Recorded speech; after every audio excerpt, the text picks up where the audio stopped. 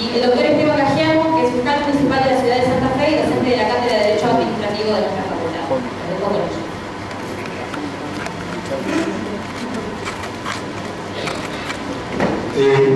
Buenas tardes.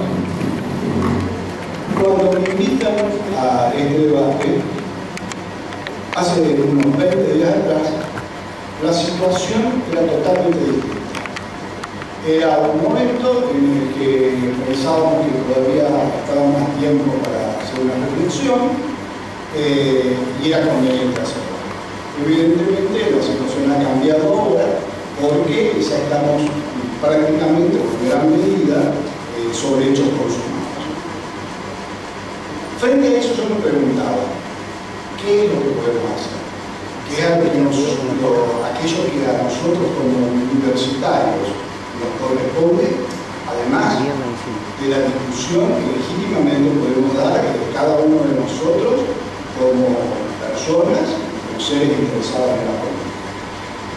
Y a mí se me ocurre que desde un ámbito como este, y viendo la áspera confrontación que se está produciendo en este momento, y cómo se ha absolutizado todo, con lo cual lo primero que termina rindiéndose es la posibilidad de una discusión.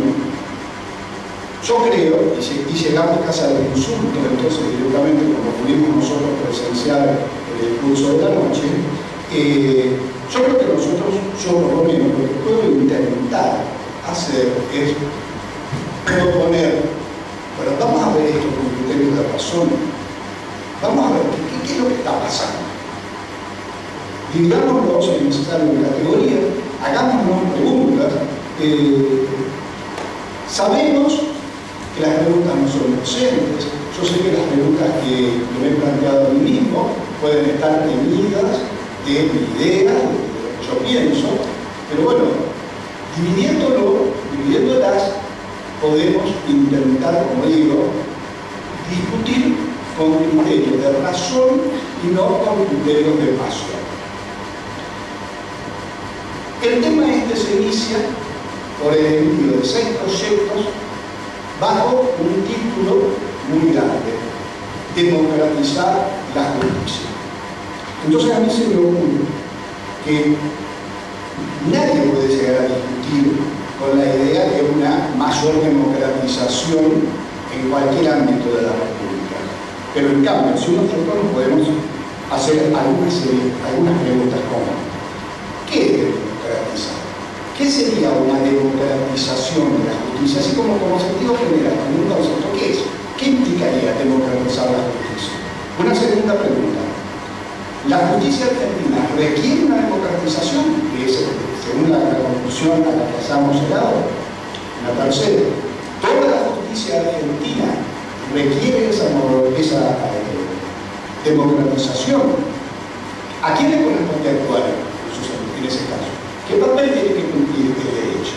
Bueno, vamos a intentar ver estas distintas preguntas. La primera sería: ¿qué es democratizar? ¿Qué debería ser democratizar la justicia? Bueno, miren, cuando se habla de democratizar, puede ser que no lleguemos a una conclusión clara respecto a lo que es democratizar, entonces cada uno esté viendo en el término democratizar lo que quiere. Algunos cuando piensan democratizar, piensan solamente en la cuestión de las elecciones populares. No está mal, pero es una visión. Otros, cuando hablan de la democratización de la justicia, hablan de la modernización de los procedimientos. Otros, de la democratización de la justicia, están viendo un segmento como, por ejemplo, instaurar el juicio por jurado. ¿Qué sería democratizar la justicia? Mira, a mí me parece que frente a una discusión tan áspera como la que se está produciendo, ni siquiera es conveniente acudir a apelar a juristas argentinos. Por eso me parece a mí que es bueno tratar de ver un jurista con un reconocimiento internacional difícil de superar en este momento, como sería Luigi Ferrajoli. ¿Y qué dice Luigi Ferrajoli de qué es la democracia? Es al tratar el tema, Ferrajoli dice, miren, cuando hablamos de democracia, hay dos conceptos posibles. Uno, reducir la democracia a lo meramente eleccionario. Eso sería la democracia en un sentido formal, algo extremadamente importante, sobre todo para un país como el nuestro, que recién estamos empezando a alejarnos de dictadura, pero ese es un concepto estrictamente formal que no nos dice nada sobre el fondo. El fondo no puede llegar a objetivo. Entonces dice, eso es insuficiente. La historia del mundo ha demostrado que no es bastante el solo voto popular con todo lo importante que tiene, sino que el sentido de democracia tiene que tener un anclaje para que no pueda ir para cualquier parte. Y él entonces señala, aquí es donde aparece el sentido sustancial del concepto de democracia. Y el concepto sustancial de democracia es el acto eleccionario más el respeto de todos los derechos y garantías que se encuentran en la Constitución. Y de inmediato se preguntan, ¿pero por qué el respeto de los derechos y garantías que están en la Constitución? Y se responde a sí mismo, porque esos derechos y garantías son para todos, y eso es lo que los hace democráticos. La Constitución, cuando dice, hablo de un tema final, a lo mío, nadie puede ser castigado sin juicio previo. No está hablando de este, de aquel, de que pertenece a aquel partido o el que tiene tal color que es la piel. Está diciendo, nadie puede ser castigado. Cuando dice, todos tienen derecho a una vivienda digna, no está diciendo, tienen derecho a la vivienda digna. Es decir, eso dice Ferrajoli, eso es democrático, pero el sentido sustancial de democracia tiene que ser una democracia electiva que respete y que propenda a incentivar y a profundizar el respeto a las garantías y derechos constitucionales. Por eso es que propugna hablar de un paradigma de democracia constitucional, diciendo, así se cierra el concepto, paradigma de democracia constitucional. Desde este punto de vista, entonces, cuando hablamos de democracia, en mi modo de ver, cuando hablamos de democratización de la justicia, de lo que tendríamos que estar hablando es cómo hacer, cómo actuar para que la justicia satisfaga de la mejor manera posible los derechos y garantías que tiene que respetar. Ese es el punto de partida. La segunda pregunta que yo me pregunto es, ¿la justicia argentina necesita una democratización de ese carácter? Es decir, ¿la justicia argentina tiene un déficit en el aseguramiento de los derechos y garantías constitucionales? Sí, lo tiene. Eso lo contesto yo, como muchos de ustedes sabrán, yo he sido 30 años juez y todavía estoy dentro del sistema judicial en debido forma amplia. Sí, todavía lo necesita. Ejemplos, yo señalo. La justicia argentina no tiene asegurado un real e igualitario acceso a la justicia para todos los habitantes de la República. Eso no está asegurado. Nosotros somos privilegiados. Todos los que están acá somos privilegiados porque tenemos la fortuna de poder ingresar a una universidad pública que nos da una preparación. Pero hay una enorme cantidad de gente para quien simplemente decirle andar a tribunales es algo imposible de concebir. Hay gente para la que pararse delante de las escalinatas de acceso al tribunal es algo intimidante. Hay gente a la que decirle volvé mañana al tribunal es una denegación de justicia porque no tiene forma de trasladarse. Es decir, la justicia actual no asegura el acceso real en igualdad de condiciones de todos los habitantes. Ni piensen ustedes, ¿no es cierto?, la situación que se presenta si alguien, una persona en esa desigualdad de condiciones, tiene que litigar con una persona con un poderío económico.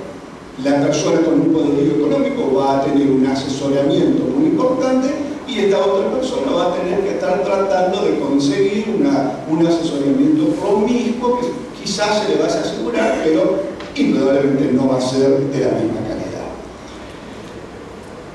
Existe un con plenitud existe un recurso rápido para asegurar los derechos. Esta es una exigencia constitucional.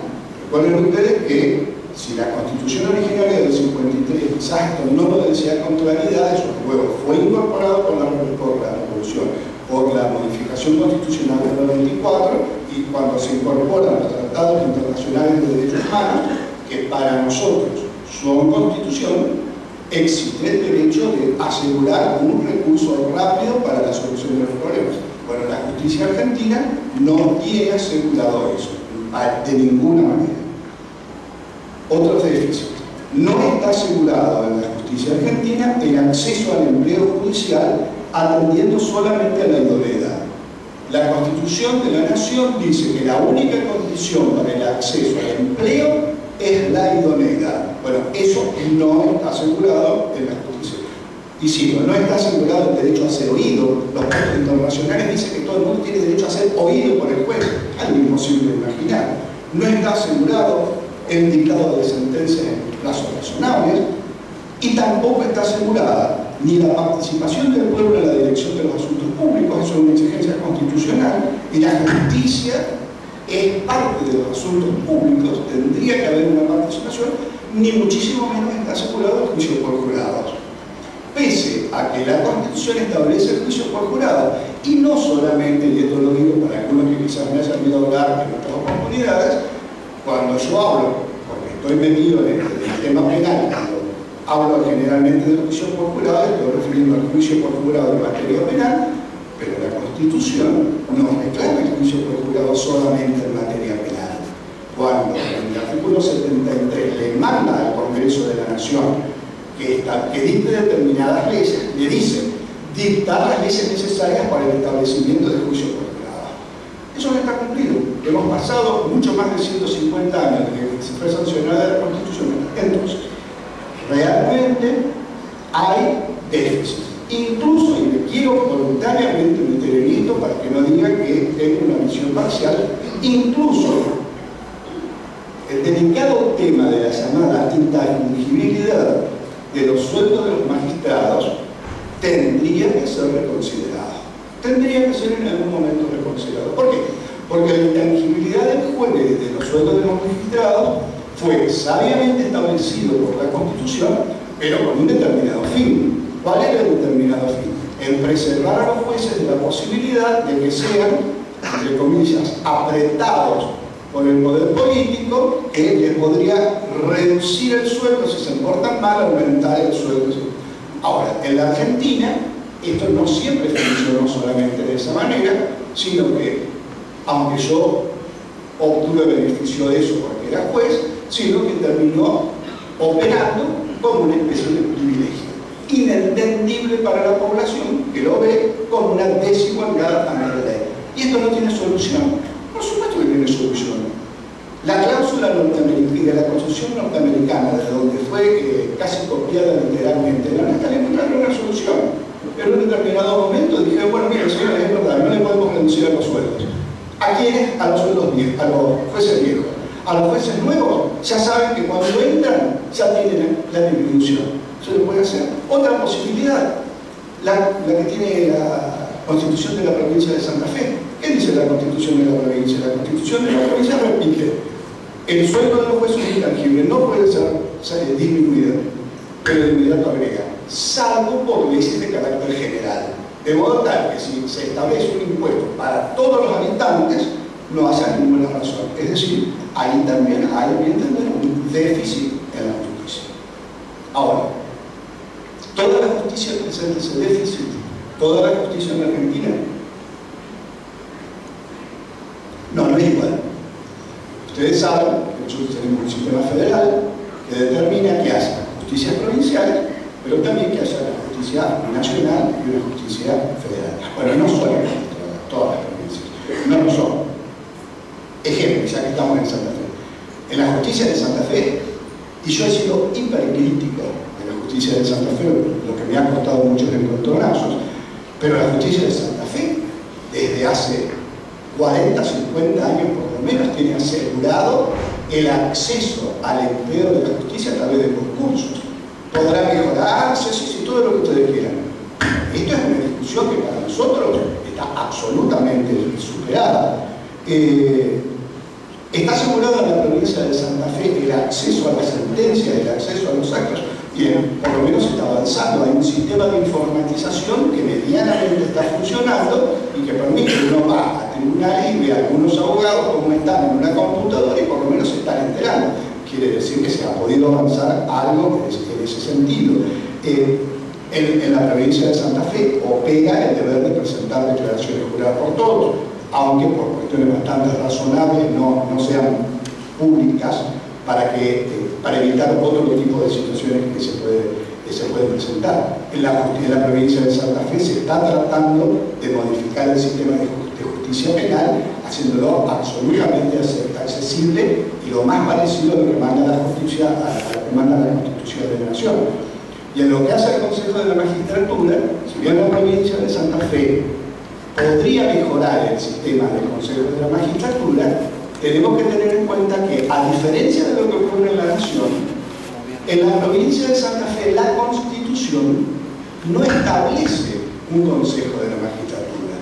La Constitución de Santa Fe y la resistencia cambiadora dice que es directamente el gobernador el que propone. Y esta es la gran diferencia con el orden nacional. En el orden nacional, en el 94, se estableció un Consejo de la Magistratura que tenía esa función. Es decir, entonces, en el orden nacional y federal, la situación es realmente seria. Es cierto que la justicia es aún más lenta que en otras partes, es aún más proclive a la formación de las llamadas familias judiciales, porque cada juez sigue todavía teniendo la facultad de poder nombrar a sus propios empleados, y al nombrar a sus propios empleados termina de alguna manera condicionando la posibilidad de quienes van a ser el día de mañana oficiales de justicia o secretarios eventualmente jueces, y es totalmente desigualitaria en cuanto al acceso. ¿Significa esto que la justicia argentina sea clasista? ¿Significa esto que la justicia sea corporativa? La justicia argentina no puede ser clasista, pero por una cuestión de origen. La justicia argentina no designa a sus propios integrantes del día de mañana. Vienen designados propuestos y designados por el poder político, bien o mal, con uno u otro sistema, pero siempre fue el poder ejecutivo, siempre fueron los poderes ejecutivos. Y en la República Argentina, los poderes ejecutivos, a través de los años, cambiaron, alternaron los partidos políticos con muy distinta orientación, con muy distinta posición ideológica. Entonces no se puede pensar que todos los partidos políticos estuvieron nombrando a jueces elitistas ni cosas por el estilo. Todos nosotros, por lo menos que tenemos unos cuantos años encima, hemos visto hasta cambios muy bruscos. Quiere decir que no es clasista, por lo menos en el término tradicional del clasismo, de decir todos los jueces pertenecen a una determinada clase social. Dicho esto, tengo sin embargo que reconocer que en los jueces se termina formando una determinada ideología. Una ideología que termina alejando al juez de la población. Pero no es por el origen clasista. Fíjense que en estas mismas aulas, a 10 años atrás, tuve una discusión con uno de los criminalistas más importantes del mundo, con Roberto Vergali. El profesor Roberto Vergali vino a dar acá un seminario sobre ideología de jueces y fiscales, y la conclusión a la que llegaba era que los jueces y fiscales tenían una determinada ideología porque pertenecían a una determinada clase social. Y bueno, yo le rebatí eso. En la Argentina eso no se puede decir. En la Argentina nosotros hemos conocido desde jueces que efectivamente pertenecen todos a una misma clase social, pero hemos conocido a jueces hasta que han provenido de la guerrilla armada, jueces de clases. No se puede estar sosteniendo eso. Yo recuerdo que Vergali en parte lo reconoció y dijo, bueno, entonces eso quiere decir que hay que dedicarle a la educación. Es la educación la que termina condicionando la forma de pensar de los jueces. Puede ser esto, pero en ese caso lo que hay que variar es la educación. que varían en la educación para que las otras clases sociales también puedan estar en condiciones de acceder a los cargos judiciales y no seguir discutiendo en algo que no tiene ningún tipo de solución. Ahora, ¿quién debe? Si yo señalo todos estos déficits, y podríamos seguir hablando de una cantidad de cuestiones. Podríamos seguir hablando del lenguaje que utilizamos nosotros los jueces, de por qué se establecen distancias, de por qué se tiene que llamar Palacio de Justicia, que por qué a los jueces los tienen que llamar su señoría o vuestra señoría. Podemos discutirlo, yo no tengo una solución determinante, pero podemos discutirlo. ¿Por qué nos aparecen los juicios por jurado? Que también podemos discutir si es un mejoramiento o no es un mejoramiento, pero eso tendremos que discutir. Pero ¿quién tiene que hacer esto? Porque de nuevo, es que la justicia está plagada de perversos.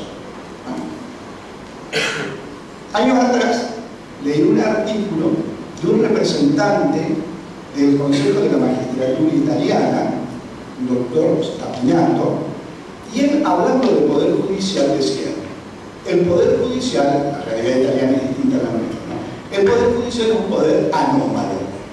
¿Por qué es un poder anómalo? Porque no fija sus propias reglas. Al Poder Judicial le fijan las reglas de actuación otros poderes. Es el poder ejecutivo a través de las propuestas y el poder legislativo a través de la sanción de las leyes.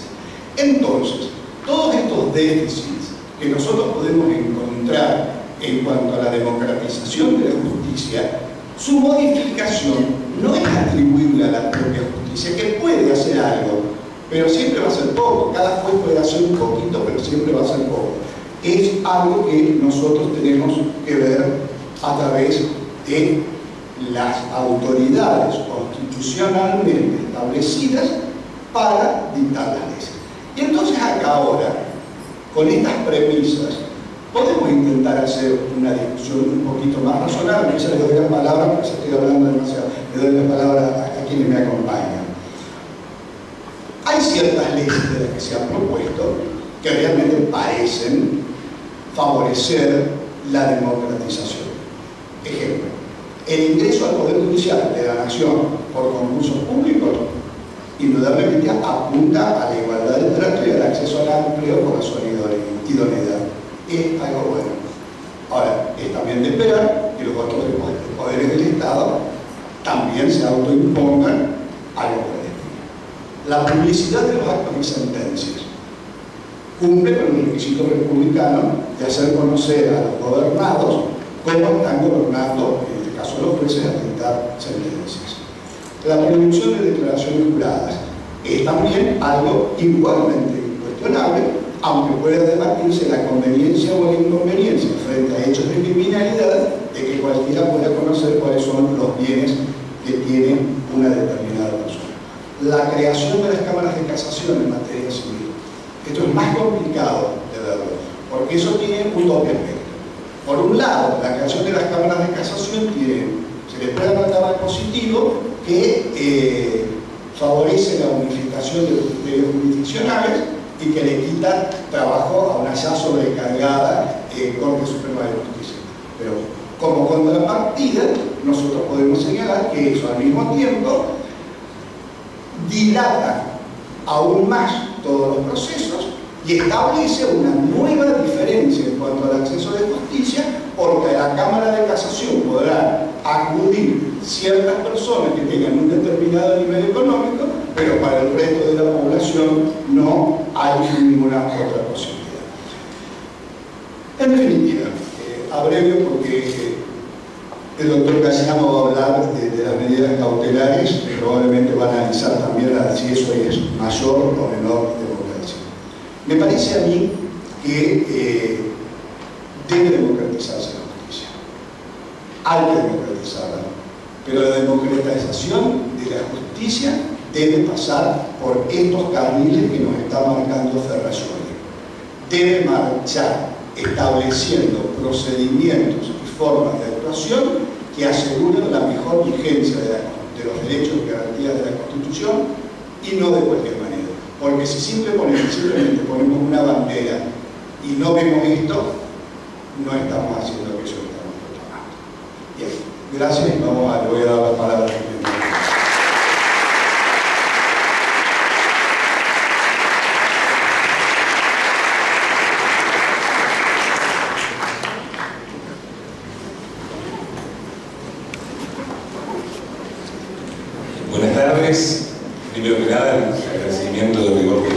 acá, y no quiero dejar pasar, manifestar el halago y el orgullo de poder compartir un panel con dos profesores como el doctor Julio de la Sabana y el doctor Mariano Candioti. Me siento realmente muy halagado de poder estar aquí. El 8 de abril pasado, entre las 23:30 y las 23:59 horas aproximadamente, empezaron 6 proyectos en el Congreso de la Nación, enviados por el Poder Ejecutivo, quien señalaba en su conjunto que esas normas tenían por objetivo democratizar el Poder Judicial. La ley de ingreso igualitario, la ley de declaraciones juradas, el proyecto de ley de publicación obligatoria de decisiones judiciales, una ley de proyecto de modificación del Consejo de la Magistratura, la ley de creación de tribunales de casación y una ley de regulación de medidas cautelares. Sobre este último es que me han invitado a reflexionar algunas palabras con ustedes. El 6º proyecto fue identificado por el número 377 e ingresó en el Senado a las 23:50 horas, habiendo ingresado a diputados a las 23:56. No sé si fue entre gallos, pero sí fue a la medianoche. El jueves 18 de abril, 10 días después, tuvo media sanción en el Senado, con modificaciones introducidas como consecuencia de la presentación efectuada 2 días antes, el 16 de abril, por justicia legítima y por una denuncia pública efectuada en un medio por el presidente del Centro de Estudios Legales y Sociales, Ignacio Crevisti, el 14 de abril, sobre la inconstitucionalidad del proyecto, afirmando que no lo había señalado antes porque no había tenido la posibilidad de verlo en forma previa a su envío.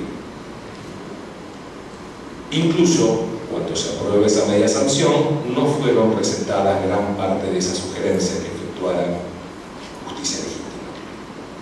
El 24 de abril, el día de ayer, se convocó a diputados y en el día de hoy, luego de una maratónica sesión, se votó a libro cerrado y hoy es una ley sancionada.